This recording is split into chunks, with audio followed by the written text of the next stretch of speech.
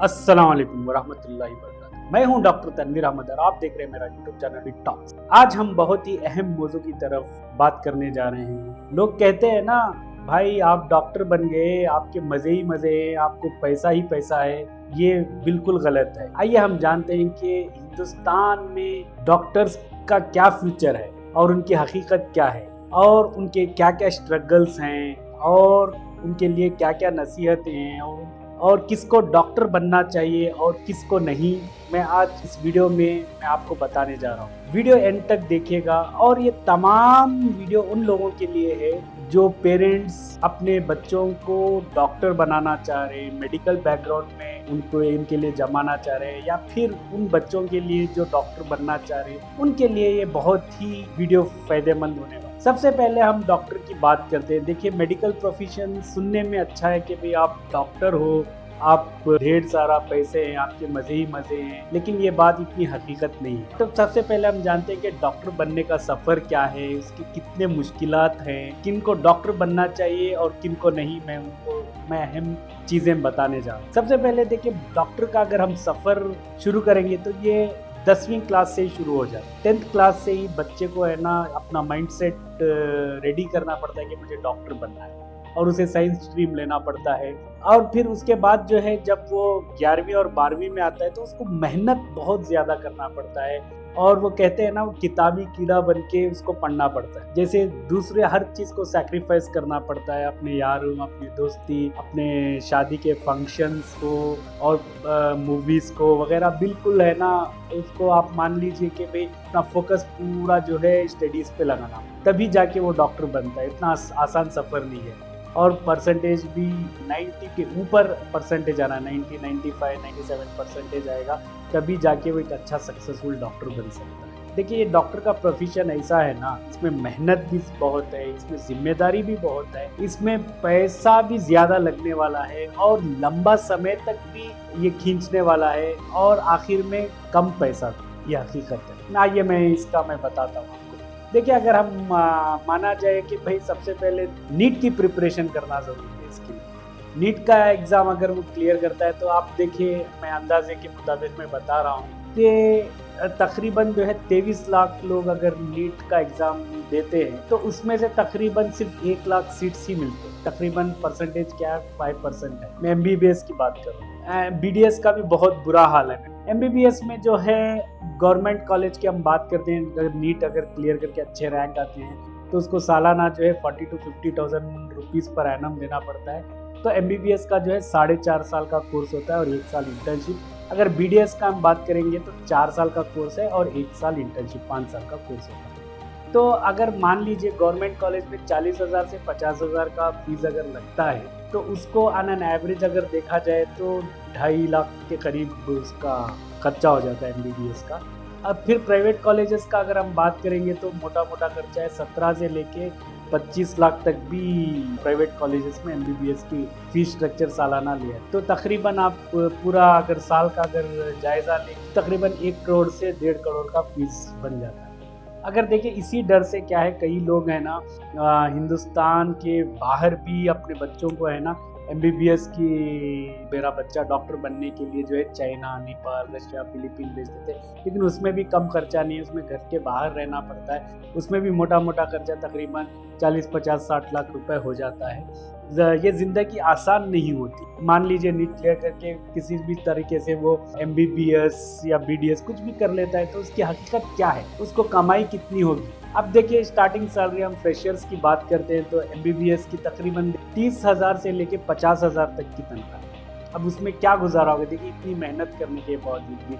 और BDS का तो बहुत बुरा हाल है। BDS अगर हम बात करते हैं तो आदमी अगर डेंटिस्ट बन के आता है तो फ्रेशर्स को कोई रखता ही नहीं है। और अगर ये भी जायज़ा लेंगे तो उसको ज़्यादा से ज़्यादा तनख्वाह कितनी मिलेगी, या 15-20 हज़ार से लेके जो है 25-30 हज़ार तक मैक्सिमम दे रहे हैं और इसमें कुछ नहीं होता गुजारा वगैरह। और देखिए उसके बाद जो है आगे एक्सपीरियंस भी बढ़ता रहेगा, ये करता रहेगा। अब उसके बाद समझ में नहीं आता वो क्या करे, नौकरी करेगा तो हमारे हिंदुस्तानी माशरे की मैं तालीम को लेके जनरल बात कर रहा हूँ कि उम्र पूरी जो है हमारी 8 से 10 साल स्कूल में गुजर जाती है, कॉलेज में 2 साल गुजर जाती है, यूनिवर्सिटी हासिल करने के लिए 4, 5, 6 साल लगा देते हैं। जैसे नॉर्मल कोई भी ग्रेजुएट करना हो तो 4 साल, MBBS करना हो तो 6, 5.5 साल, और BDS करना है तो 5 साल, और PG करना है तो दूसरे प्रोफेशंस के लिए 2 साल, और हमारे मेडिकल प्रोफेशन के लिए 2 से 3 साल, और फिर देखे तजुर्बा और बेरोजगारी धक्के के लिए 4 से 5 साल,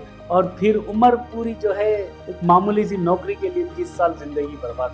आज ये हिंदुस्तानी माशरे की हकीकत कल बताने क्या करे आदमी, जैसे नौकरियों से गुजारा नहीं होता, प्राइवेट गवर्नमेंट जॉब्स तो मिलते नहीं है, अपना क्लिनिक सेट करना भी उतना आसान नहीं है कि क्लिनिक का रेंट दो, और पेशेंट्स भी आते नहीं हैं, अंडर ग्रेजुएट से कोई गुजारा नहीं है, PG करने के बावजूद भी धक्के खाने पड़ते हैं। मान लीजिए वो फिर नीट का एग्ज़ाम दे, नीट PG का, फिर स्ट्रगलिंग करे, फिर रोज़ाना 2 से 3 करोड़ खर्च करे, फिर सैलरी क्या मिलती है, बहुत मुश्किल से कमाना पड़ता है उसको भी। फिर MDS करने के बावजूद भी क्या हालत हो रही है, कॉलेजेस इतनी कम तनख्वाह मिल रही है टीचर्स को इनिशियली, मुझे बोलने पे भी शर्म आ रही है। 30,000 से तकरीबन 40,000 तक क्या गुजारा होगा बोलिए ऐसे कॉलेजेस में, अगर हम लोग करके भी ये कर सकते हैं तो ये गवर्नमेंट को भी समझना चाहिए। अगर देखा जाए इसका कसूर क्या है, देखिए हम अपने हिंदुस्तानी माशरे का अगर जायज़ा लेंगे तो देखिए पहले टोटल नंबर ऑफ सीट जो है MBBS में तकरीबन अभी जो है 700 गुना बढ़ गई, और BDS के 330। अगर पहले जायज़ा लेते थे 2013 की बात करते हैं तो 380 समथिंग कॉलेजेस थे जिसमें 51,000 स्टूडेंट्स एडमिशन लेते थे। आज अगर स्ट्रैटेजी देखेंगे तो 750 प्लस मेडिकल कॉलेजेस हो गए, तो 1,10,000 लोग तकरीबन नए नए ग्रेजुएट्स भरते जा रहे हैं, आते रहे हैं। लेकिन क्या है, जॉब्स की सैचुरेशन इतनी बढ़ गई है ना, जॉब्स नौकरी उतनी नहीं है, और विलेजेस में मिल रहे हैं। विलेजेस में कौन जाना पड़ता है चाहता है बोलिए, विलेजेस में उतनी सुविधा नहीं है, हर कोई सिटीज़ में जाना पड़ता है, लेकिन सिटी में हर चीज़ महंगी है। सिटी में क्या है, हर हॉस्पिटल है, प्राइवेट सेक्टर्स हैं, सब है, लेकिन जॉब्स की बहुत किल्लत। अब आइए इन सब का हल हम जानते हैं कि किन लोगों को डॉक्टर बनना चाहिए। सबसे पहले 4 वो लोग मैं बात करना चाहूँगा जिसको डॉक्टर बन सकता है। सबसे पहला एक सुपर इंटेलिजेंट बंदा, जो आदमी को दिल से लगन से मेहनत करना जानता हो, जो सुपर इंटेलिजेंट हो, जो नीट क्रैक कर सकता हो और गवर्नमेंट